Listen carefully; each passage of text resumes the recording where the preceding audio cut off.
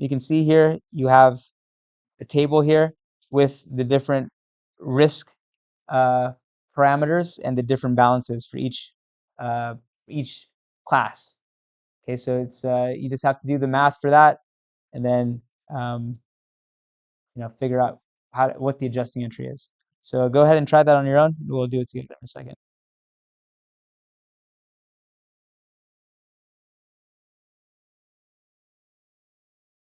I really want you all to start trying to practice as much as you can using Excel. Okay, I know it's like you're familiar with the calculator and it's slower in some ways to do it with Excel, but it's the only way you're going to learn it is if you just practice. Okay, so I'll show you why I think it's useful. Okay, so I'm just going to copy the numbers. Okay, and it's make sure you're clear. This is 0.4%, not 4%. Okay, so that's an easy mistake to make. Okay, so let me just make sure I have all the numbers correct here. Okay, so I have all my balances, the total receivables. I can use this function called sum, equal sign, sum. I would add these up. So my T account, if I had accounts receivable, I'm going to have all the transactions for the month. And then at the end of the period, I'm going to have a debit balance of 210,000. Okay, so what we're doing here is we're taking this T account balance for account receivable and stratifying it. Okay, so the total is going to appear in my accounting system in the account balance, but this level of detail is something we've now added to help our analysis. Okay, so now, again, using Excel, like using a calculator, you would have to do each of these multiplications separately. Okay, but in Excel, what you can do is just equal sign this cell times this cell. I'm using cell references. And then I can do either, I can go onto the corner of this cell and just drag it rightwards. Okay, so this does all the calculations. Now, why is this useful? Not only did it make the calculations fast, let's say I wanted to change something. I said, no, actually, this is 5%. I could just change one number. It's automatically going to update the calculation. Okay, so Excel is very helpful for not only doing calculations, but again, for making it a dynamic spreadsheet, meaning things that are dependent on other things will get updated automatically when you change one thing.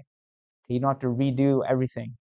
As long as you're using the cell referencing, you're using formulas, it becomes dynamic. And if you become someone that works in finance, it's like it's impossibly long, or not impossibly long because they used to do it before spreadsheets, but it's just going to save you a ton of time. Okay, and this is going to be the way that you would do your work. Okay, so I suggest that you kind of start practicing with it now for the rest of the semester. Okay, so now when we add this up, we have our target balance for allowance for bad debt. Okay, so again, it told us that we have an existing balance here, and it's telling us it's a debit balance. So this is a key detail. You need to realize whether allowance for bad debt has a credit or debit balance. Okay, in this case, it has a debit balance, which means that did we over or under reserve in the previous periods? Did we were we too aggressive or were we too conservative? Who thinks that we were too aggressive, meaning that we did not reserve enough for losses? Okay, who thinks we were too conservative, meaning we over reserved? No, yes, we were too aggressive. We did not reserve enough. The credit balance that existed for allowance for bad debt was more than offset with losses, right? Because whenever we took a loss, whenever we wrote off an account receivable, we would debit allowance for bad debt. There were more debits than there was credit balance. So that's why we have a debit balance. So now we're going to have to pay for that. We need to have this as our adjusted balance. We're going to have to take some credit here as our adjusting entry. Okay, so how do we do it? We add. We will have to add this target balance plus 1,600. Okay, so we have to take an extra large. Not only do we have to get to 11,920 credit, we have to take an additional 1,600 of expense to make up for the previous period's aggressive reserving, where we did not reserve enough.